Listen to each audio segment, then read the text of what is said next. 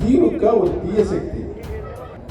தமிழகத்துடைய ஜீவாதார உரிமைகளுக்கு ஊரு பங்கம் ஒரு கேடு வரும்போது ஆட்சி பொறுப்பில் இருந்தும் அதை தடுத்திலிருந்து ஆட்சியாளர்களாக நீங்கள் இருந்தீர்களா என்றுதான் நாங்கள் கேட்கிறோம். உங்கள் கருணாநிதி ஸ்டாலினுக்கு பதில் சொல்வாரா?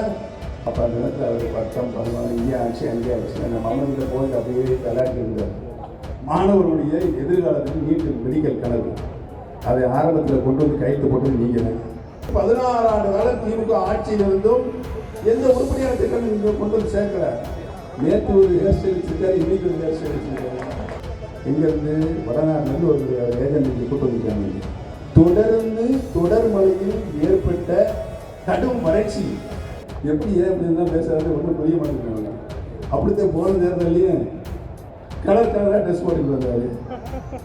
கிராம சபை போட்டோம் யார் நடத்துறது? கடைக்கு நடத்துறவன் அது மாவட்ட அதிகாரி கிராம சபை எப்படி போட்டாரு? நடத்துறாரு சமாளில் போட்டு காந்தி மகாத்மா காந்தி கணவரை கேட்டால் கடக மாடு இருந்தார். மனுவில் என்ன இருக்க படிக்கிறதில்ல. சைக்கிளில் போனார், நடந்து போனார், ஓடினார், சிமெண்ட் சண்டை போட்டு சிமெண்ட் சண்டை போட்டு அதை நடந்து போனார். இது கொடுமையை எங்கே போய் சொல்றது? எதுவுமே இல்லை. நான் ஓபிஎஸ் வந்தால் நான் கத்தி எடுத்து குத்துவேன். யார் சொல்லி கொடுத்து சொல்ல வச்சுருவேன்.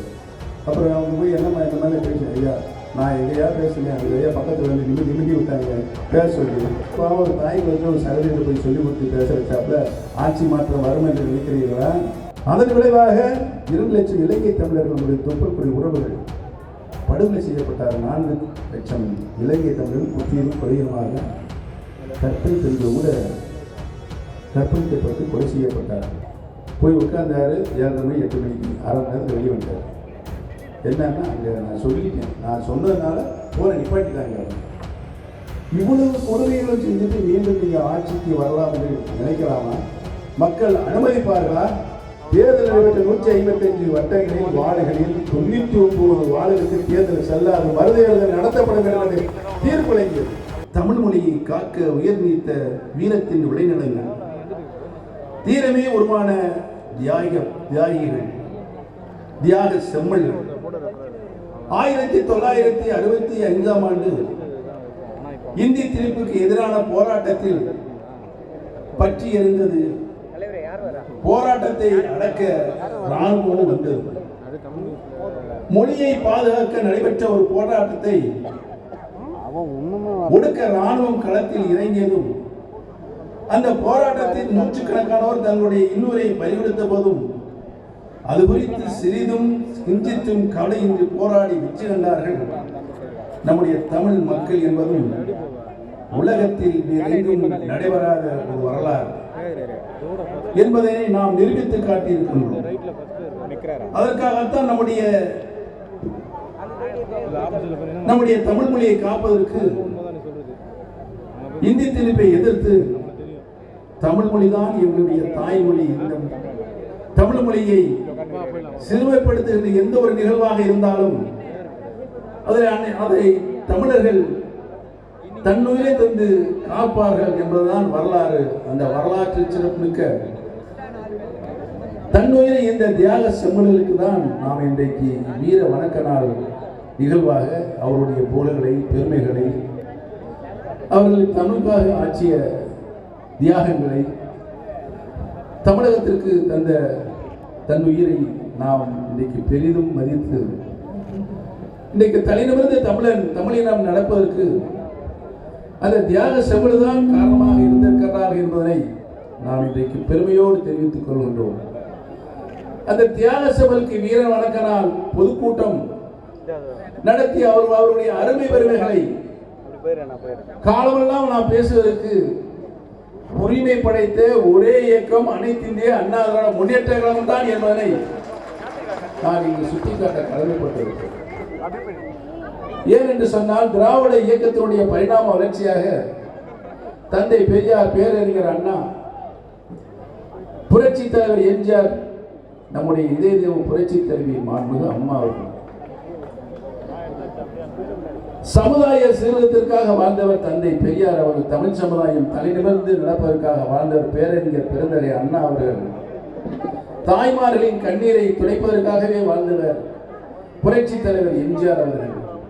இந்த முப்பெரும் தலைவரின் அன்பு, அறிவு, ஆற்றல் ஆகிய குணங்களை ஒருங்கே பெற்ற ஒரே தலைவர் நம்முடைய இதய தெய்வ புரட்சி தலைவி மாண்புமிகு அம்மாள் தான் வரலாறு. அந்த வரலாற்றில் தமிழ்நாட்டுடைய அரசியலில் கட்சியும் சரி, ஆட்சியும் சரி, தனக்கென ஒரு தனி முத்திரையை பதித்தவர் நம்முடைய இதய தெய்வம் டாக்டர் புரட்சி தலைவி அம்மா அவர்கள் தான். கட்சியை எப்படி நடத்திட வேண்டும், விசுவாசமிக்க தொண்டர்களை எப்படி உருவாக்கிட வேண்டும், கட்சியை ஒரு வரலாற்று சிறப்புமிக்க பேரியக்கமாக எப்படி வளர்த்திட வேண்டும், அதன் மூலமாக தமிழக மக்களுடைய ஒட்டுமொத்த ஆதரவை பெற்று ஆட்சியும் எப்படி தமிழக மக்களிலிருந்து நாம் அன்போடு பெற வேண்டும், பெற்ற ஆட்சியை எப்படி நல்ல ஆட்சியாக நடத்திட வேண்டும், சாதனை மிக்க ஆட்சியாக நடத்த வேண்டும் என்றுதான் மாண்புமிகு அம்மா அவர்கள் இன்றைக்கு ஒரு மிகப்பெரிய பல்கலைக்கழகமாக தமிழக மக்களுக்கு அனைத்து இந்திய அண்ணா முன்னேற்ற கழகத்திற்கு மாண்புமிகு அம்மா அவர்கள் தந்திருக்கிறார்கள் அறிவுரைகளை, ஆலோசனைகளை என்பதை எண்ணுகின்ற பொழுது நம்முடைய இயக்கம் புரட்சி தலைவர் எம்ஜிஆர் அவர்களால் உருவாக்கப்பட்டது, தோற்றுவிக்கப்பட்டது. எதற்காக அனைத்து இந்திய அண்ணா முன்னேற்ற கழகத்தை இதய தெய்வம் புரட்சி தலைவர் எம்ஜிஆர் அவர்கள் உருவாக்கினார்கள்? தமிழகத்தினுடைய தீய சக்தி, தமிழுடைய செய்த தீய சக்தி யார் சொல்லுங்க? திமுக. இப்ப ஸ்டாலின். ஆக திமுக ஒரு தீய சக்தி. அந்த தீய சக்தியை அரசியலிருந்து அப்புறப்படுத்த வேண்டும் என்பதற்காகத்தான் இதய தெய்வம் டாக்டர் புரட்சி தலைவர் எம்ஜிஆர் அவர்கள் அனைத்து இந்திய அண்ணா முன்னேற்றத்தின் இந்த மாபெரும் இயக்கத்தினை உருவாக்கினார். 3 முறை முதலமைச்சர், தொடர்ந்து முதலமைச்சர், அவருடைய வெற்றியை யாராலும் தடுக்க முடியாத முதலமைச்சர், ஒரு சிறப்பான ஆட்சியை நடத்திய முதலமைச்சர், மக்களுடைய அபிமானத்தை பெற்ற முதலமைச்சர், சரித்திர திட்டங்களான சத்ருவ திட்டங்கள், தன்னிறைவு திட்டங்கள் போன்ற சாதனை திட்டங்களை தந்த முதலமைச்சர். இப்படித்தான் புரட்சி தலைவர் எம்ஜிஆர் அவர்கள் 1972 இந்த இயக்கத்தை ஆரம்பித்தார். 3 முறை முதலமைச்சராக 10-11 ஆண்டு காலம் தமிழகத்தினுடைய தலை சிறந்த முதலமைச்சராக விளங்கினார். இந்த இயக்கம் ஒரு மக்கள் இயக்கமாக புரட்சி தலைவர் உருவாக்கினார். சகோதர பாசமுள்ள இயக்கமாக, விசுவாசமிக்க தொண்டராக, தாய்மார்களின் ஆதரவை பெற்ற இயக்கமாக புரட்சி தலைவர்கள் இந்த இயக்கத்தை ஒரு பாச உணர்வோடு இந்த இயக்கத்தை வழிநடத்தி சென்றார். புரட்சி தலைவர் அவர்கள் மறைகின்ற பொழுது 16-18 லட்சம் உறுப்பினர் கொண்ட நம்முடைய இயக்கம், அதற்கு பின்னாலே மாண்புமிகு அம்மா அவர்கள் கழகத்துடைய பொதுச் செயலராக அனைத்து இந்திய அண்ணா முன்னேற்ற கழகத்திற்கு பொறுப்பேற்று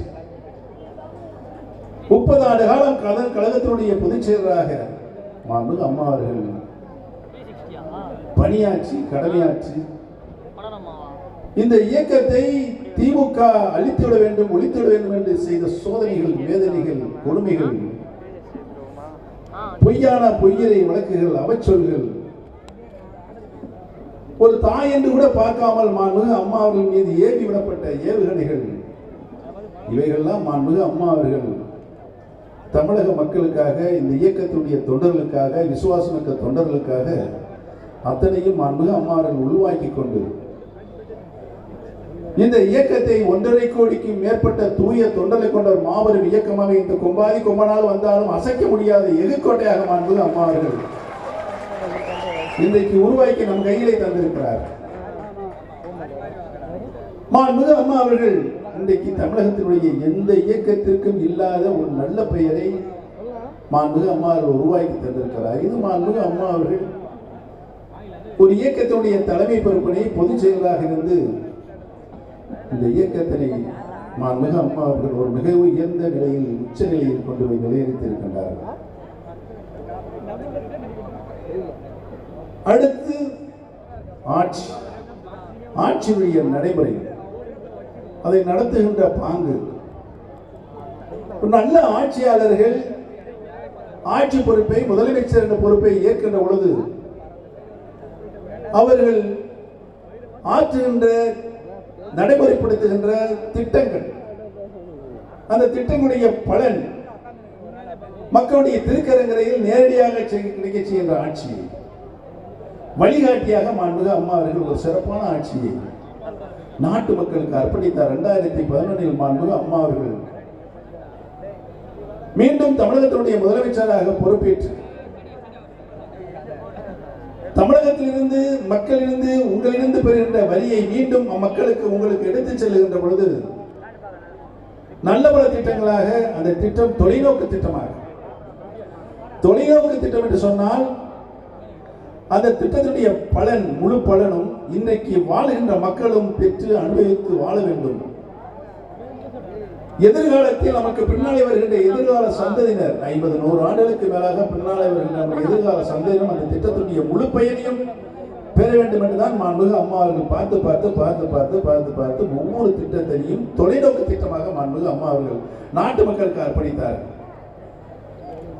வாழுகின்ற ஒரு மனிதனுக்கு என்ன தேவை, நாட்டுடைய வளர்ச்சிக்கு என்ன தேவை, இவையெல்லாம் மாண்புமிகு அம்மா அவர்கள் தங்களுடைய சிந்தனையில் தாயுலத்தோடு சிந்தித்த காரணத்தினால் ஒரு மனிதனுக்கு உணவு, உடுக்க உடை, இருக்கை, இருப்பிடம், இது ஒவ்வொரு மனிதனுக்கும் அத்தியாவசிய தேவையாக இருப்பதை மாண்புமிகு அம்மா உணர்ந்துதான் உணவாக 20 கிலோ அரிசியை மாதந்தோறும் விலையில்லாத அரிசியாக 2,10,00,000 குடும்ப அட்டை வைத்திருக்கின்ற ஏழை எளிய மக்களுக்கு விலையில்லாத அரிசியாக தந்து தமிழகத்தினுடைய உணவு பாதுகாப்பை முழுமையாக பூர்த்தி செய்தார். புரட்சி தலைவர் எம்ஜிஆர் அவர்கள் நெசவாள பெருமக்களுடைய வறுமையை போக்குவதற்காக வருடம் முழுவதும் அவர்களுக்கு வேலைவாய்ப்பை உருவாக்கி தருவதற்காகத்தான் இந்த இலவச வேஷ்டி சேலை திட்டத்தை புரட்சி தலைவர் அவர்கள் கொண்டு வந்தார். இன்றைக்கு மாண்புமிகு அம்மா அவர்கள் தமிழகத்தில் இருக்கின்ற வீடற்ற ஏழை எளிய மக்கள், சாலையோரங்களில் வசிக்கின்ற மக்கள், குடிசைகளில் வசிக்கின்ற மக்கள், ஆற்றுப்படுகையில் கரையோரங்களில் வசிக்கின்ற மக்கள், வீடற்ற ஏழை எளிய மக்களுக்கு தரமான உறுதியான வீடுகள் கட்டித்தரப்பட வேண்டும் என்று மாண்புமிகு அம்மாவுடைய சிந்தையில் ஏற்பட்டதுதான் ஏழை எளிய மக்களுக்கு வீடு கட்டுகின்ற திட்டம். மாண்புமிகு அம்மா அவர்கள் தொலைநோக்கு திட்டம் என்ற 2023 என்ற ஆவணத்தை நாட்டு மக்களுடைய வளர்ச்சிக்கு, நாட்டுடைய வளர்ச்சிக்கு பிரகடனப்படுத்தினார்கள். தொலைநோக்கு திட்டம் என்று அது பல்வேறு கூறுகள், பொருளாதார வளர்ச்சி, தமிழக மக்களுடைய பொருளாதார வளர்ச்சி, இவையெல்லாம் அனைத்து துறைகளுடைய செயல்பாடுகள் என்னென்ன கடந்த காலங்களில், வருங்காலங்களில் என்று அறுதியிட்டு திட்டமிட்டு அதனுடைய ஒரு கூறாகத்தான் ஒரு குருவி கூட வீடு இருக்கிறது, இங்கு வாழ்கின்ற மக்களுக்கு வீடு இல்லை என்ற இயக்கம் ஏழை எளிய மக்களுக்கு இருக்கக்கூடாது என்பதற்காக தமிழகத்தில் இருக்கின்ற வீடற்ற ஏழை எளிய மக்களுடைய எத்தனை பேர் இன்று கணக்கெடுக்கப்பட்டு கிட்டத்தட்ட 11 லட்சம் ஏழை எளிய மக்களுக்கு வீடு இல்லாமல் வசிக்கிறார்கள் என்று கணக்கெடுக்கப்பட்டு அவர்களுக்கெல்லாம் தரமான உறுதியான வீடுகள் கட்டித்தரப்பட வேண்டும் என்பது அம்மா அறிவிக்கப்பட்டு இன்று வரை கிட்டத்தட்ட ஒரு 6 லட்சம் வீடுகள் ஏழை எளிய மக்களுக்கு வழங்கப்பட்டிருக்கிறது. 2023 தமிழகத்தில் இருக்கின்ற அத்தனை வீடற்ற ஏழை எளிய மக்களுக்கும் தரமான உறுதியான வீடுகள் கட்டித்தரப்படும் என்பதனை நான் இந்த கூட்டத்தின் மூலமாக தெரிவித்துக் கொள்ள கடமைப்பட்டிருக்கிறேன். அதோடு மட்டுமல்லாமல் தமிழகத்தினுடைய 65% மக்கள் விவசாய பெருங்குடி மக்கள். இந்த விவசாய பெருங்குடி மக்கள் அவர்களுக்கு உரிய அனைத்து நிலைகளிலும் பல்வேறு திட்டங்கள் மூலமாக விவசாய உற்பத்தியை, அவர்களுக்கு வேண்டிய அத்துணை மானியங்கள் மூலமாகவும் இலவசமாக விதைகள், உரங்கள், மருந்துகள், பூச்சி மருந்துகள் கொடுத்து ஊக்கப்படுத்துவது, சொட்டு நீர் பாசனம் மூலமாக ஊக்கப்படுத்துவது, இப்படியெல்லாம் அம்மாவுடைய சிந்தித்த காரணத்தினால் தொடர்ந்து அம்மாவுடைய காலத்திலே 3 வருடம் நெல் உற்பத்தியில் இந்தியாவிலே தமிழகம் முதல் நிலை மாநிலமாக இன்றைக்கு விளங்கி மத்திய அரசினுடைய யாரெல்லாம் அதிகமான நெல் உற்பத்தி முதன்மை பெற்ற மாநிலமாக விளங்குகிற உற்பத்தி செய்கிறார்களோ அவருக்கு கிருஷிகர்மா விருதினை மத்திய அரசு வழங்குகிறது. தொடர்ந்து மாண்பு அம்மாவுடைய காலத்திலேயே கிருஷிகர்மா விருதினை மாண்பு அம்மாவுடைய அரசு பெற்றது. இன்றைக்கு ஆளுகின்ற மாண்பு அம்மாவுடைய அரசு அதை தலைமை தாங்கி நடத்திக்கின்ற நம்முடைய அறிவியல் திரு எடப்பாடி கே பழனிசாமி அவர்கள் தொடர்ந்து நடத்தி இன்னைக்கு 6 வருடங்களாக தொடர்ந்து கிருஷிகர்மா விருதினை நாம் பெற்றிருக்கிறோம். நெல் உற்பத்தி இதுதான் வரலாறு. ஒரு பக்கம் தொழிற்சாலைகள் நிறைவாக தமிழகத்தில் தொடங்குவதற்குரிய நல்ல சூழ்நிலை.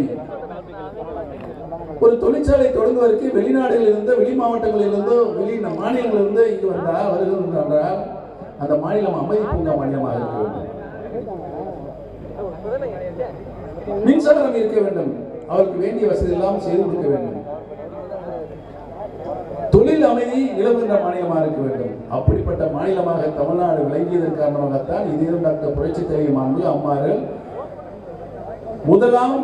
முதலீட்டு மாநாடு உலக முதலீட்டு மாநாடு மாண்பு அம்மார்கள் நடத்தி லட்சக்கணக்கான கோடி ரூபாய்களை முதலீடு செய்வதற்கு வெளிநாடுகளிலிருந்து முதலீட்டாளர்களை அழைத்து வந்து மாநாடு நடத்தி அதன் மூலமாக 10 லட்சம் இங்கு இருக்கின்ற வேலை வாய்ப்புகளை உருவாக்கி தந்தார். அதனைத் தொடர்ந்து நம்முடைய மாண்புமிகு முதலமைச்சர் அவர்கள் இன்றைக்கு 2ஆம் முதலீட்டாளர் மாநாடு 3ஆம் முதலீட்டாளர் மாநாடு நடத்தி தொடர்ந்து தொழில் புரட்சியை நடத்தி இன்றைக்கு இந்தியாவிலேயே அதிகமான தொழிற்சாலைகள் உருவாகி தொழில் உற்பத்தியை பெருகுகின்ற மாநிலமாக இன்றைக்கு தமிழகம் விலகிக் கொண்டிருக்கிறது. அதன் மூலமாக நாட்டுடைய தமிழகத்துடைய பொருளாதாரம் உயர்ந்திருக்கிறது. அம்மாவுடைய எண்ணம் சித்தாந்தம் அவருடைய திட்டம் அனைத்து நிலைகளிலும் கீழ்த்தட்டில் வாழ்கின்ற மக்கள் பொருளாதார நிலையில் மேல்தட்டு மக்களுக்கு இணையாக தங்களுடைய வாழ்க்கையை வாழ்ந்திட வேண்டும் என்றுதான் அம்மா இப்படி பல்வேறு துறைகள் மூலமாக பார்த்து நல்ல திட்டங்கள் நாட்டு மக்களுக்கு அர்ப்பணித்தார்கள். தமிழக மக்களுக்கு கிடைக்கின்ற நிதியில் மாநிலத்துடைய சொந்த நிதியில் கிட்டத்தட்ட ஒரு 52% நிதியை மக்களுடைய சமூக பாதுகாப்பு திட்டங்களுக்காக அம்மா ஒதுக்கினார்கள். சமூக பாதுகாப்பு திட்டம் என்று சொன்னால் அன்றாட மக்களுடைய வாழ்க்கைக்கு எந்தவித சிரமம் இல்லாமல் அவருடைய வாழ்க்கையை தொடர் நிகழ்வாக எந்தவித சிரமம் இல்லாமல் நடத்திட வேண்டும். மாணவ செல்வங்களுடைய 16 வகையான கல்வி உபகரணங்களை மாணவ செல்வங்களுடைய கையிலே தந்து அவர்களை படிக்க வைத்தால் இலவச கல்வி தந்து இலவச பாடப்புத்தகம் தந்து இலவச காலணி செருப்பு அது கூட மாண்பு அம்மா இருப்பாரு. இவ்வளவு தாயகத்தோடு சிந்தித்திருக்காரு. சீருடை வருடத்திற்கு 4 இலவச சைக்கிள்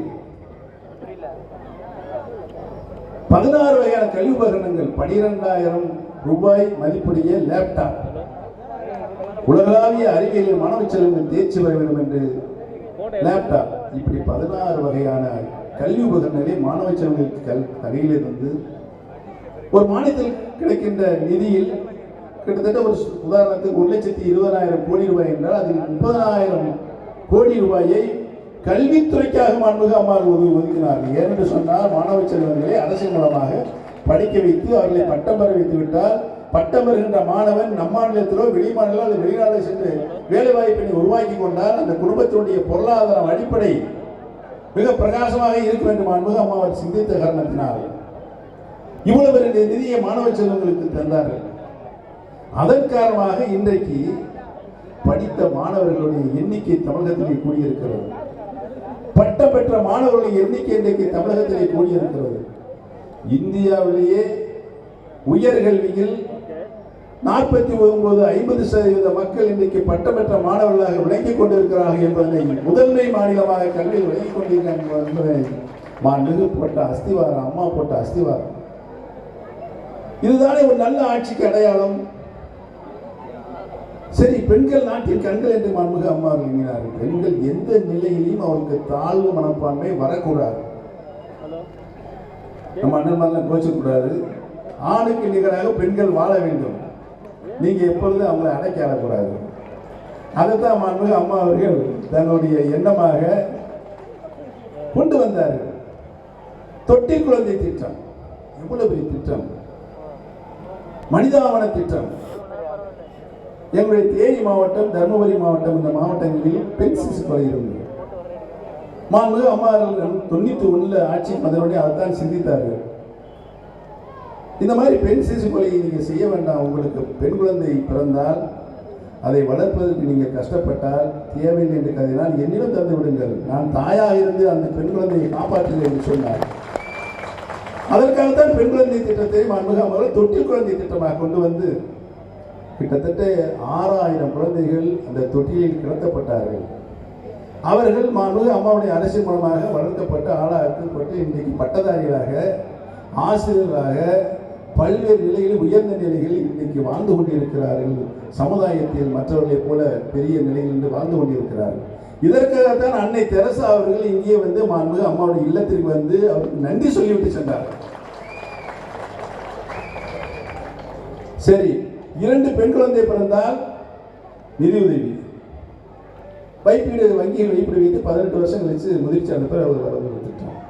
சரி, அந்த பெண் வளர்ந்து திருமண வயதை எண்ணுகிற பொழுது ஏழ்மைக்காக ஏழை பெண்ணாக இருந்தால் திருமணம் தடைப்பட்டு விடக்கூடாது அல்லது காலந்தாரத்தை சென்று விடக்கூடாது. மாண்புமிகு அம்மார்கள் தர்ம சிந்தனையோடு சிந்தித்த காரணத்தினால் திருமண நிதியுதவியாக 25,000 ரூபாய் தாலிக்கு தங்கம் 4 கிராம் 2015 வருஷம் முழுமையாக தந்தாங்க. தாலிக்கு தங்க 5 வருஷம் 25,000 ரூபாய்.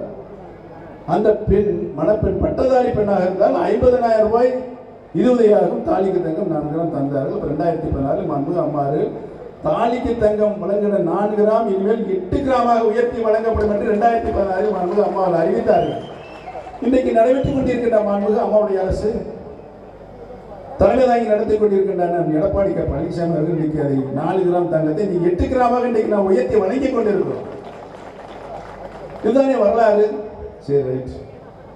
பேறுகால நிதியுதவியாக 6,000 ரூபாய் இருந்துச்சு. 2010 அம்மா வந்து தமிழகத்தின் முதலமைச்சராக அவங்க உடனடியாக அதை 12,000 ரூபாய் உயர்த்தினார்கள். 5 ஆண்டு காலம் நிறைவாக 2016 வரைக்கும். 2016 தேர்தல் காலத்தில் மாண்புமிகு அம்மாவில் அறிவித்தார்கள், பேறுகால நிதியுதவி இனிமேல் 12,000 அல்ல 18,000 உயர்த்தி வழங்கப்படும் என்று அறிவித்தார்கள். இன்றைக்கு நடைபெற்றுக் கொண்டிருக்கின்ற மாண்புமிகு அம்மாவுடைய அரசு இன்றைக்கு நம்ம அதை 18,000 உயர்த்தி வழங்கி கொண்டிருக்கிறோம். சரி, இதெல்லாம் அம்மா பார்த்தாங்க. பெண்கள் காலையிலிருந்து இரவு வரை ஓயாத வேலை, எல்லா வேலையும் அவங்க செய்யணும். நான் உள்பட, நீ உள்பட ஆம்பளை எல்லாரும் ஜம்முன்னு நீட்டாக ட்ரெஸ் பண்ண வேண்டியது, வேலைக்கு போக வேண்டியது, வர வேண்டியது. இவங்க பாவம் வீட்டில் உட்காந்து, அடுப்பில் உட்காந்து, புகையில் உட்காந்து, நெருப்பில் உட்காந்து சமையல் வேலைலாம் செய்யணும், வாசல் கூட்டணும், எல்லா வேலையும் சட்டுப்பட்டிலாம் கழுவணும், எல்லா வேலையும் அப்படியும் செய்யணும். பிள்ளைகளை குளிப்பாட்டணும், பள்ளிக்கூடத்துக்கு கூட்டு போகணும், புஸ்தக பை இவங்களை சிறந்துட்டு வந்து திரும்ப கூட்டு வரணும். இவ்வளோ வேலையும் காலையிலேருந்து இரவு வரை பெண்கள் தான், தாய்மார் தான் சேர்ந்த மாண்புமிகு அம்மா சிந்தித்த காலத்தினால் இலவசமாக இல்லத்தரசிகளுக்கு விலையில்லாத மிக்சி, கிரைண்டர், ஃபேன் வழங்கப்படும் என்று மாண்புமிகு அம்மா அறிவித்தார்கள். அதையும் 5 வருஷத்துல எல்லா குடும்பத்தையும் கொடுத்து முடிச்சிட்டாங்க. இப்ப எவ்வளவு ஒரு தர்ம சிந்தனையோடு வாழ்கின்ற மனிதர்கள் ஆணாக இருந்தாலும் பெண்ணாக இருந்தாலும் அவருக்கு என்ன தேவை, அவருடைய சிரமங்களை அரசு மூலமாக நீக்க வேண்டும் என்று மாண்புமிகு அம்மா எடுத்த நடவடிக்கை இன்றைக்கும் மக்களுடைய மனதில் அஸ்திவாரமாக சிம்மாசனம் போட்டு உட்கார்ந்து இருக்கிறார். அனைத்து வீடுகளிலும், அனைத்து இல்லங்களிலும், தமிழகத்திலும் அனைத்திலும் அம்மாவுடைய திட்டங்கள் உட்கார்ந்து இருக்கிறது. மாண்புமிகு அம்மாவுடைய மறைவுக்கு பின்னால் இன்று நடைபெறுகின்ற 4 ஆண்டுகளிலும் அம்மாவுடைய திட்டம் எந்த திட்டத்தையும் நம்ம குறைக்கலாம். அத்தனை திட்டங்களும் நடைமுறைப்படுத்திக் கொண்டிருக்கிறது. மக்களுக்கு நிறைவாக எவ்வளவு பிரச்சனைகள் இருந்தாலும் சரி, அது புயல் அடித்தாலும் சரி, வெள்ளமாக வந்தாலும் சரி, சுனாமியாக இருந்தாலும் சரி, பெருவெள்ளம் பெருக்கெடுத்து ஓடினாலும் சரி, அவங்களுக்கு நிவாரணம் கொடுத்ததோடு மட்டுமல்லாமல் இருக்கிற திட்டங்களை நடைமுறைப்படுத்துகின்ற நல்லாட்சியாகத்தான் அனைத்து இந்திய அண்ணா முன்னேற்ற கழக ஆட்சி நடைபெற்றுக் கொண்டிருக்கிறது. யாராவது மறுக்க முடியுமா? ஸ்டாலின் வந்து பேசினார், சொன்னாங்க,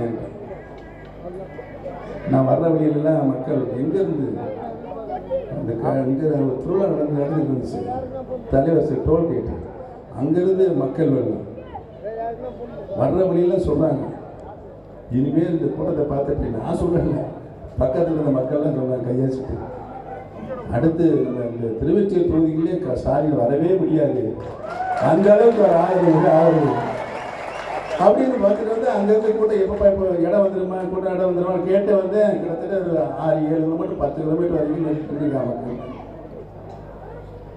இதனால் பன்னீர்செல்வத்திற்கு ஓபிஎஸ் கூட்ட கூட்டம் அல்ல.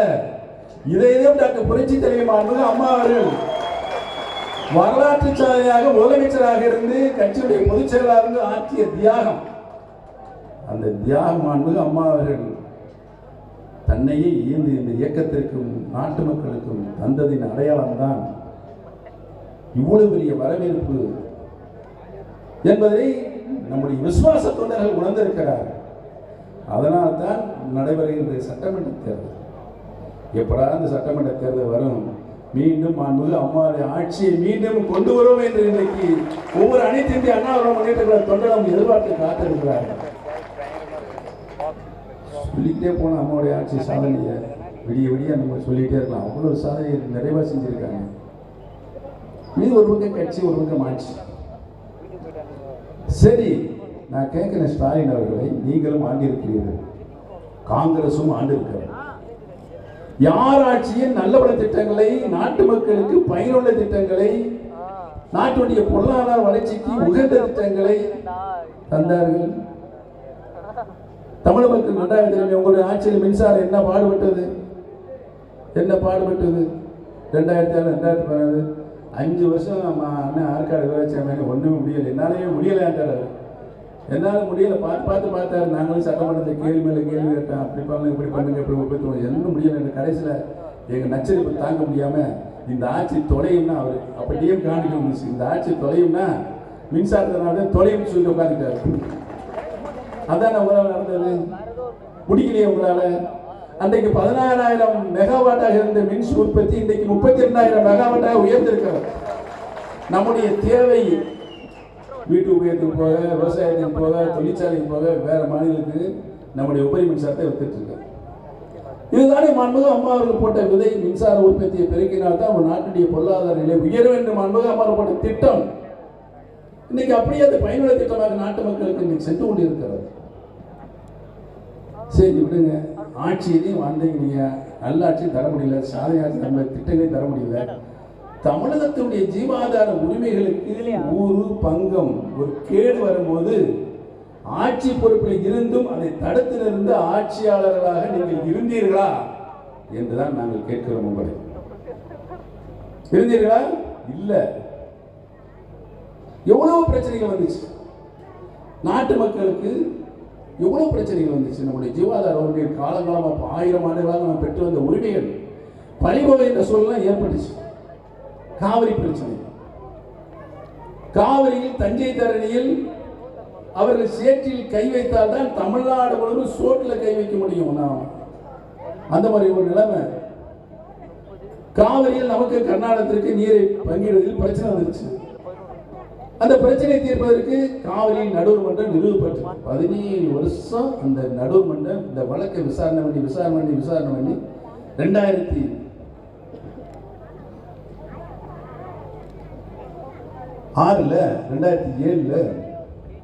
காவிரி நடுவர் மன்றத்தினுடைய இறுதி தீர்ப்பு வந்துச்சு. இதைத்தான் நம்ம எதிர்பார்த்தோம். 2007 காவிரி நடுவர் இறுதி தீர்ப்பு. அந்த இறுதி தீர்ப்பை மத்திய அரசுடைய அரசியலில் கெஜெட்டில் வெளியிடணும். அப்பொழுதுதான் அந்த இறுதி தீர்ப்புக்கு வழி இருக்கும்.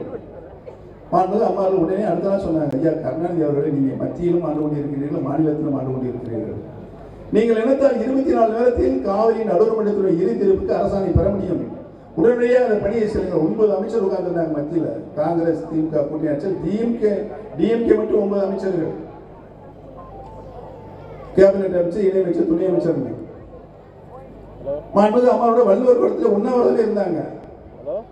ஒன்றும் முடியல.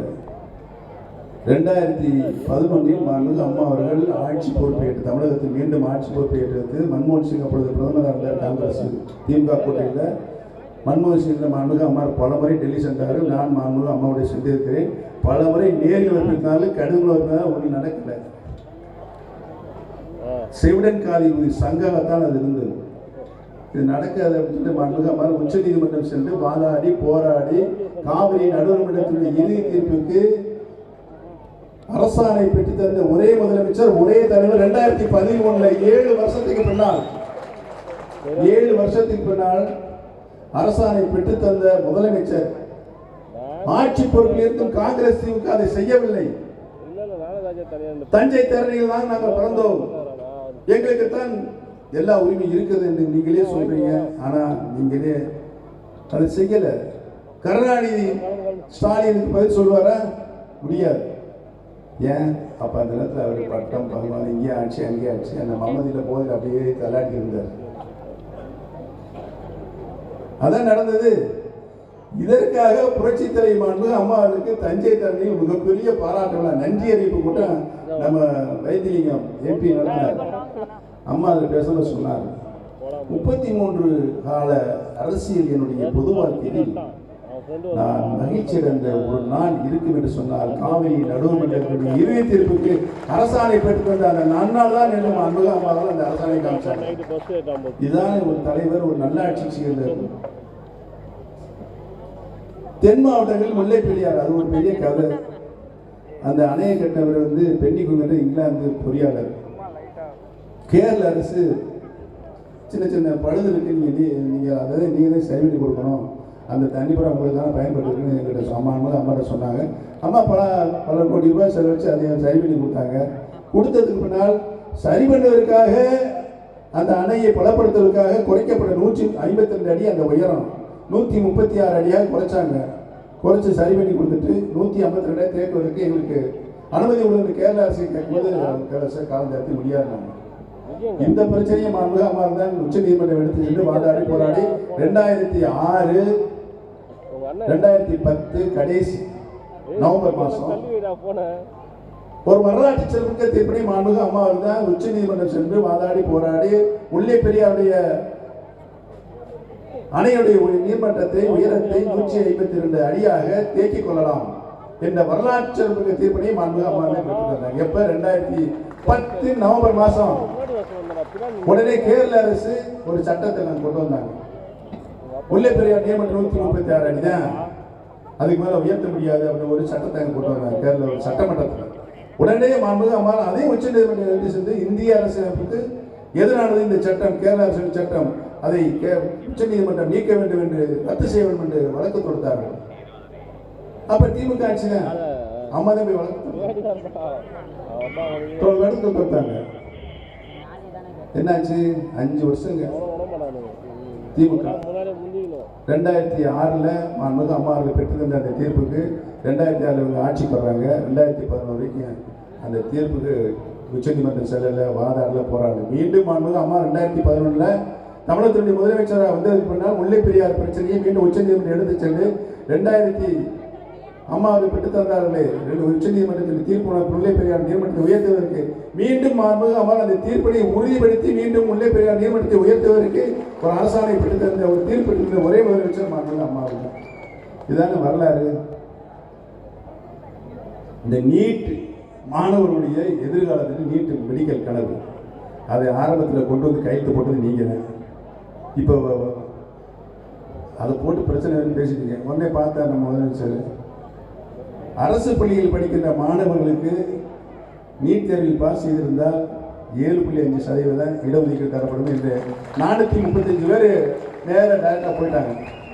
இந்த சட்டம் வர்றதுக்கு முன்னால் 7.5% வர்றதுக்கு முன்னால் போன வருஷம் எவ்வளோ தெரியல, நம்முடைய அரசு பள்ளியில் படித்த மாணவர்கள் 6 பேர் தான். 6 பேர் தான் உள்ளே போக முடியல. இந்த 7.5% வந்ததுக்கு பின்னாலே இந்த விட 435 மாணவர்கள் கிராமப்புறங்களில் படித்த மாணவர்கள் அரசு பள்ளியில் படித்த மாணவர்களுக்கு இன்னைக்கு மருத்துவக் கல்லூரி இடம். இன்னைக்கு மத்திய ஆளுகின்ற பாரதிய ஜனதா கட்சி இன்னைக்கு போட்ட இந்த பட்ஜெட்டில் கூட 1 லட்சம் கோடி ரூபாய்க்கு சிறப்பு திட்டங்கள் கொடுத்துருக்காங்க. மெட்ரோ ரயில் அதுக்கு நிதி, தென் மாவட்டங்களில் மதுரையிலிருந்து கொல்லம் வரைக்கும் 4 வழிப்பாதை, மதுரையில் எய்ம்ஸ் 1600 கோடி ரூபாய் எய்ம்ஸ் மருத்துவமனை, ஒரு மெடிக்கல் காலேஜில் 1 வருஷம் அனுமதி வாங்குறதுக்கே மத்திய அரசில் காவடி எடுக்கணும். நம்முடைய ஆட்சியில் 11 மெடிக்கல் கல்லூரிக்கு அனுமதி தந்த ஒரே ஆட்சி அதிமுக ஆட்சி. அனுமதி தந்தது டெல்லி பாரதிய ஜனதா. நீங்க ஆண்டைங்க 16 வருஷம் திமுக காங்கிரஸ் டெல்லியில் ஆண்டாங்க. ஏதாவது உருப்படியாக திட்டங்கள் செஞ்சா எதுவும் இல்லை. 1 லட்சம் கோடி ரூபாய் இன்கம் டாக்ஸாக கஸ்டம்ஸ் டியூட்டியாக தமிழக மக்களுடைய வரிபுறம் டெல்லிக்கு செல்கிறது. மீண்டும் அங்கிருந்து திட்டங்கள் மூலமாக இங்கு வந்து கொண்டு வந்து சேர்க்க 16 ஆண்டு காலம் திமுக ஆட்சியில் இருந்தும் எந்த உருப்படியான திட்டம் இங்கே கொண்டு வந்து சேர்க்கல. ஆனால் நாம் அங்கு ஆளுகின்ற மத்திய அரசை வலியுறுத்தி வலியுறுத்தி வலியுறுத்தி எங்களுக்கு தருகின்ற நியாயமான உரிமைகளை தாருங்கள், மெடிக்கல் கல்லூரியை தாருங்கள், மருத்துவக் கல்லூரியை தாருங்கள், மெட்ரோ ரயில் திட்டத்துக்கு தாருங்கள், 2 வழி 4 வழி 8 வழிச்சாலைக்கு தாருங்கள். இப்படி பார்த்து பார்த்தார்கள் இந்த கிராண்ட்ஸ். இன்னைக்கு கூட திருவொற்றியூரில் இன்னைக்கு கவர்னர் ஆஃபீஸில் 100 கோடி ரூபாய் ஒதுக்கியிருக்காங்க கடல் அரிப்பை திறப்பதற்கு பணி. இதுதானே ஒரு நல்ல அரசோட செயல்பாடு. சரி, எது வந்தாலும் சரி, சுனாமி வந்தாலும் சரி, வெள்ளம் புயல் வந்தாலும் சரி, மக்களுடைய கஷ்டங்களை ஒரே வாரத்தில் போக்குகின்ற அரசாகத்தான் அனைத்து இந்திய அண்ணா முன்னேற்ற அரசு சாதனை அரசாக திகழ்ந்தது. அதானே நடந்தது. மறுக்க முடியுமா உங்களால்? முடியாது. இப்படியாவது ஆட்சிக்கு வந்து ஆளாக பறந்துருக்கு. 10 வருஷம் ஆச்சுல, காஞ்சி போய்த்துறாங்க, காஞ்சி போய்த்துறாங்க. இவர் நேற்று ஒரு ஹேர் ஸ்டைல் வச்சிருக்காரு, இன்னைக்கு ஒரு ஹேர் ஸ்டைல் வச்சிருக்காரு. இன்னைக்கு பார்த்தேன் அசம்பிளில், இப்போ இன்னைக்கு ஒரு ஹேர் ஸ்டைல் வச்சிருக்காரு. அவருக்கு 4 மார்க்கெட் மேக்கப் பண்ணியிருக்காங்க. 4 மேக்கப் காலையில் மேக்கப் போட்டு வெளியே வருவார். சரி, போட்டு போகிறாரு, பரவாயில்ல, அதை பற்றியில் வந்து இல்லை. ஆனால் சிந்தனையை ஒன்று கெட்ட சிந்தனை, கெட்ட சிந்தனை. என்ன என்ன குறை கண்டீர்கள்? அனைத்து இந்திய அன்னாரம் அம்மாவுடைய அரசு என்ன குறை என்று சொல்லு. ஒன்றும் இல்லை, ஒன்றும் இல்லை. எங்கேருந்து வடநாட்டிலேருந்து ஒருத்தர் அவர் ஏஜென்ட் இங்கே கூட்டு வந்திருக்காங்க இங்கே ஐடியில். அவர் திரு ஒரு புது வசனங்களாக தேடி எழுதி கொடுக்குறது, இவர் அதை பேசுகிறது. நான் தற்செயலில் ஒரு 10 நாளைக்கு முன்னாடி டிவி திரும்பும்போது பேசிகிட்டு இருக்கேன். அங்கேக்கு இங்கே நடந்தது மைக் வச்சுக்கிட்டு. தொடர்ந்து தொடர்மழையில் ஏற்பட்ட கடும் வறட்சி. எப்படி எப்படி தொடர்மழையில் ஏற்பட்ட வெள்ளந்தே அதிகமாக வரும். தொடர்மழையில் ஏற்பட்ட கடும் வறட்சி காரணமாக அப்படின்னு பேசுறாரு யாரு? ஸ்டாலின். என்ன எப்படி எப்படி ஏன் அப்படின்னு பேசுறாரு ஒன்றும் புரிய மாட்டேங்கிறாங்க. அப்படித்தான் போன தேர்தலையும் கலர் கலராக ட்ரெஸ் போட்டுட்டு வந்தாரு. எனக்கு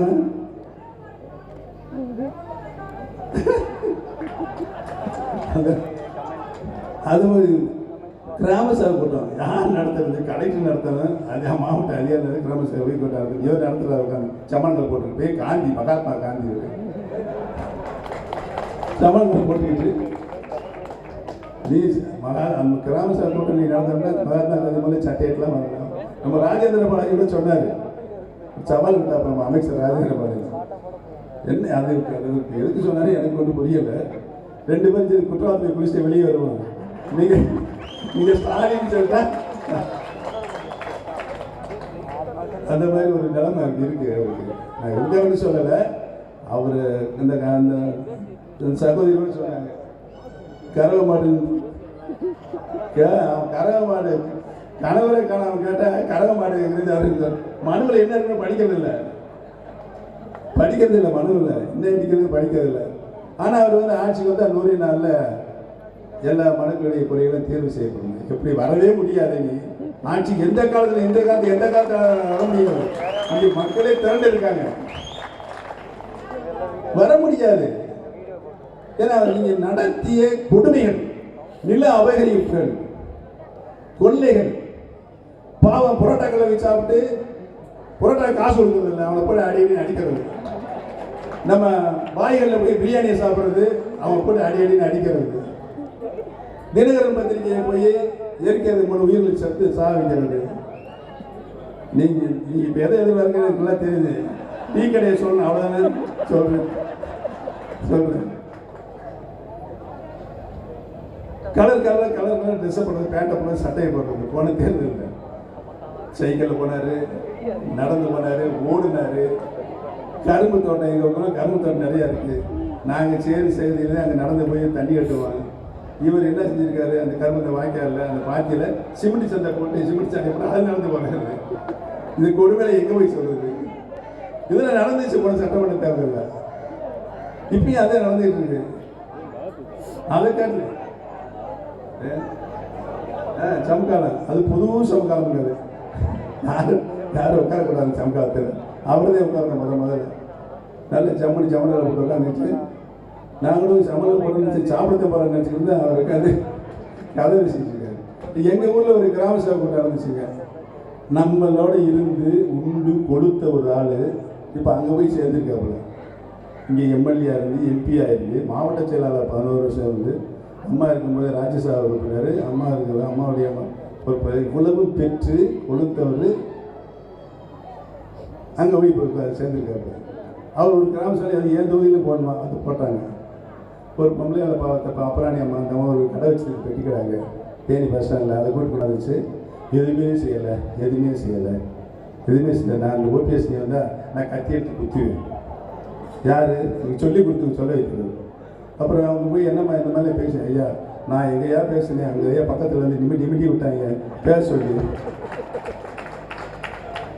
ஒரு 10,000 ரூபா தரேன்னு சொன்னாங்க. அதை நம்பி நான் போய் பேசிட்டேன். அது தயவுசெய்து எனக்கு மேலே வழக்கெல்லாம் போட இல்லைம்மா, கொலை செய்த அளவுக்கு நீங்கள் பேசுறீங்க, உங்கள் வழக்கு பதிவு செய்யணும், அதை அரெஸ்ட் பண்ண முடியல. நான் சொல்லிட்டேன், பாவம் லேடிஸாக இருக்காங்க, ஒன்று அரெஸ்ட்லாம் பண்ண வேண்டாம் அம்மாவை அப்படின்னு சொல்லிட்டு இப்போ விட்டாச்சு. இப்படிலாம் வந்து பாவம் ஒரு தாய்களுக்கு ஒரு சகோதரிட்டு போய் சொல்லி கொடுத்து பேச வச்சாப்புல ஆட்சி மாற்றம் வரும் என்று நினைக்கிறீர்களா? நடக்காது. எந்த காலத்தில் வராது. தவறான வழியை மக்களிடம் சொல்லி கொடுத்து பேச வைத்தால் எந்த காலத்திலும் அதுக்கு பலனே இருக்காது. பிராக்டிக்கலாக இருக்கணும். நடைமுறைக்கு உகந்த பேசணும். எதுவுமே நீங்கள் பேசுறது இல்லை, செயற்கையாக பேசுறீங்க, நடக்காது. இன்றைக்கு இருக்கின்ற அதுக்காக இருக்கிற இந்த கொடுமை, இலங்கையில் தனது கொடுமையெல்லாம் உடனே கண்ணீர் சிந்தம். இன்னைக்கு அதை எண்ணி நம்ம செஞ்சு அழுதுகிட்டு இருக்கிறோம். அந்த கொடுமையும் ஆட்சியில் இருக்கின்ற ஆணவத்தினால், அந்த போதையினால் இலங்கையில் நடந்த இனப்பிரச்சனைக்கு, படுகொலைக்கு, யுத்தத்தை இங்கு ஒரு மிகப்பெரிய நாட்டை ஆண்டு கொண்டிருந்த காங்கிரசின் திமுகவும் அதை தடுத்து நிறுத்துவதற்கு எந்த முயற்சியும் செய்யவில்லை இலங்கையில். அதன் விளைவாக 2 லட்சம் இலங்கை தமிழர்களுடைய தொப்புள் கொடி உறவுகள் படுகொலை செய்யப்பட்டார். 4 லட்சம் இலங்கை தமிழர்கள் குற்றியிலும் கொலையுமாக கர்ப்பிணி பெண்கள் கூட கற்பழிக்கப்பட்டு கொலை செய்யப்பட்டார்கள். இதுக்கெல்லாம் மிகப்பெரிய காரணம் அன்னைக்கு இருந்த இந்திய அரசு, மன்மோகன் சிங், காங்கிரஸ், திமுக கூட்டணி ஆட்சி எச்சரிக்கை மட்டும் இருந்தால் அந்த போர் நடந்திருக்காது. அது செய்ய தவறினீர்கள். எல்லா பேரும் வெகுண்டிலிருந்து இங்கே போராட்டம் நடந்துட்டு இருக்கு, உண்ணாவிரதம் நடக்குது. கருணாநிதி அறிவிச்சார் ஒரு உண்ணாவிரதம் இருந்து இங்க பீச் போய் உட்கார்ந்தாரு. 7:30 மணி 8 மணிக்கு 1/2 மணி நேரத்தில் வெளியே வந்துட்டார். என்னன்னா அங்கே நான் சொல்லிட்டேன், நான் சொன்னதுனால போரை நிப்பாட்டிட்டாங்க. இவர் அனௌன்ஸ் பண்ணிட்டார் போர் நின்று வச்சு மக்களை வெளியே வந்துடலாம். இவர் பேச்சுக்கு நம்பி நம்முடைய தொப்புள் கொடி உறவுகள் கீழே பாதாள அறையில் பூரா பதுங்கிருந்தாங்க. பெண்கள் பிள்ளைகள் நான் வச்சுக்கிட்டு கீழே வெளியே வந்துட்டாங்க. வெளியே வந்தோன்னா போட்டாங்க கொண்டு நம்ம ஒரே நாள் 40,000 பேர் இருந்தாங்க. அந்த நிலையில் யார் காரணம்? போரே நிக்கல, போர் நின்று சொன்னதன் அடிப்படை அதானே நடந்தது. இவ்வளவு கொடுமைகளும் செஞ்சுட்டு மீண்டும் நீங்க ஆட்சிக்கு வரலாம் என்று நினைக்கலாமா? மக்கள் அனுமதிப்பார்களா? எந்த காலத்தில் நடக்காது. அவ்வளவு கொடுமைகளை நீங்கள் செய்திருக்கிறீர்கள். இதுதானே உங்களுடைய ஆட்சி நடந்தது. இங்க ஒரு தேர்தல் நடந்துச்சு. தேர்தலில் ஜனநாயக முறைப்படி ஓட்டு போடுவாங்க. அவங்களுக்கு வேண்டிய ஓட்டை போட்டு வருவாங்க. எத்தனை மணிக்கு? 8 மணிக்கு ஆரம்பிச்சு 5 மணி வரைக்கும் நடந்துங்க. சென்னை மாநகராட்சி தேர்தல் இங்கே நடந்துச்சு 2006. 155 வார்டு அப்போ இங்கே எலெக்ஷன் நடந்துச்சு. காலையில் 7 மணிக்கு ஆரம்பிச்சு 8 மணிக்கு எல்லா ஓட்டையும் கள்ள ஓட்டா போட்டு முடிச்சுட்டு அம்மா உயர்நீதிமன்ற வழக்கு தொடுத்தார். நடைபெற்ற தேர்தலில் 1 மணி நேரம் 1.5 மணி நேரம் 2 மணி நேரத்தில் திமுக வாக்குச்சாவடியை கைப்பற்றி எல்லா அவங்களே குத்தி போட்டு போயிட்டாங்க சொல்லி நம்ம உயர்நீதிமன்றம், சென்னை உயர்நீதிமன்றம் அந்த வழக்கை தீர விசாரணை பண்ணி ஒரு வரலாற்று சிறந்த தீர்ப்பினை வழங்கியது. நடைபெற்றது தேர்தலே அல்ல. தேர்தல் நடைபெற்ற 155 வட்டங்களில் வார்டுகளில் 99 வார்டுகளுக்கு தேர்தல் செல்லாது, மறுதேர்தல் நடத்தப்படும் என்று தீர்ப்பு வழங்கியது. இந்திய திருநாட்டில் தேர்தல் நடைபெற்ற தேர்தலில் 3/2 பங்கு தேர்தல் செல்லாது என்று அறிவிக்கப்பட்ட ஒரே தேர்தல் சென்னை மாநகராட்சி தேர்தல். அதை நடத்தியது திமுக. எவ்வளவு ஜனநாயக படுகொலை! இவ்வளவு படுகொலையும் செய்துட்டு நல்லாட்சியும் தர முடியாத ஆட்சியாக நீங்கள் நடத்திட்டு மீண்டும் ஆட்சிக்கு வர துடிக்கிறீங்களே, ஏன்? என்ன காரணம்? நீங்க சொல்றீங்க அதுக்குதான் இப்ப ஆளா பறக்குறாங்க. நடக்காது. அனைத்து இந்திய அண்ணா முன்னேற்றங்களுக்கு ஒவ்வொரு தொண்டனும் எந்த நோக்கத்திற்காக இந்த இயக்கம் உருவாக்கப்பட்டது, அந்த நோக்கம் இன்று வரை புரட்சி தலைவர் மாண்புமிகு அம்மா அவர்களால் நிறைவேற்றப்பட்டது. இன்றைக்கும் அனைத்து இந்திய அண்ணா முன்னேற்றத்தில் இருக்கிற 1.5 கோடி தொண்டர்களும் 7 கோடி தமிழ் மக்களும் திமுக ஆட்சிக்கு வரவிடாமல் தடுத்து நிறுத்துவார்கள் என்பதை இந்த கூட்டத்தின் மூலமாக தெரிவித்துக் கொள்ள கடமைப்பட்டிருக்கிறது. இந்த மாணவ செல்வங்களுக்கு மிகப்பெரிய வரலாறு இருக்கு. இன்றைக்கு நாம் இந்த கொண்டாடி கொண்டிருந்த போது நம்ம மொழிப்போரை காப்பாற்றியதே மாணவ செல்வங்கள். மாணவர் பட்டாளம் 1965 நாங்களாம் மாணவர் படத்தில் இருக்கும்போது எங்களுடைய மதுரை ஒருங்கிணைந்த மாணவர் தீப்பெட்டி எரிஞ்சது. அங்க யாரையும் வாழாட்ட முடியாது. இந்த மாணவ செல்வங்களுக்கு இந்த மொழியை காப்பாற்றுவதற்கு அவர்தான் பெரும் பங்கு. அவர் களத்தில் இறங்கியதனால் தான் ஆண்டு கொண்டிருந்த காங்கிரஸ் தூக்கி எறியப்பட்டது. 67 அண்ணா தான் தலைமை தாங்கினார் அந்த போராட்டத்தில். பேரறிஞர் அண்ணா தலைமை தாங்கியதற்கு பின்னால் இந்த போராட்டம், இந்திய போராட்டம் மிகப்பெரிய போராட்டமாக வெடித்தது. அனைத்து மாணவர்களும் தெருவில் வந்து நின்றார்கள். எங்கள் தாய்மொழியை காப்பதற்கு எங்கள் உயிரெல்லாம் தருவோம் என்று அவர்களுக்கு சவால் விட்டதன் அடிப்படையில் ஒன்றுமே செய்ய முடியல. சட்டத்தின் மூலமாக திணிக்க முடியல. இன்று வரை காங்கிரஸ் ஆட்சிக்கு வர முடிந்ததா? ஆட்சிக்கு 67 இந்த போராட்டத்தின் காலமாக தமிழ் மொழி மீது கை வைத்தீர்கள், தமிழ் இனத்தின் மீது கை வைத்தீர்கள். அதற்கு முன்னால் காங்கிரஸ் வரவே முடியல. இன்று வரை நாம் மாண்புமிகு அம்மா தலைவர் மாண்புமிகு அம்மா அவர்கள் தமிழ் மொழிக்காக யாருமே செய்ய முடியாத சாதனைகளை நிகழ்த்தியிருக்கிறார்கள்.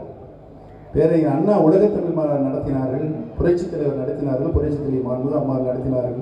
இவ்வளவு பேசுறீங்கள, நீங்க உலகத்தமிழ் மாநாடு எங்கேயா நடத்தினீங்களா? கேட்டுக்கிட்டே இருந்தோம்.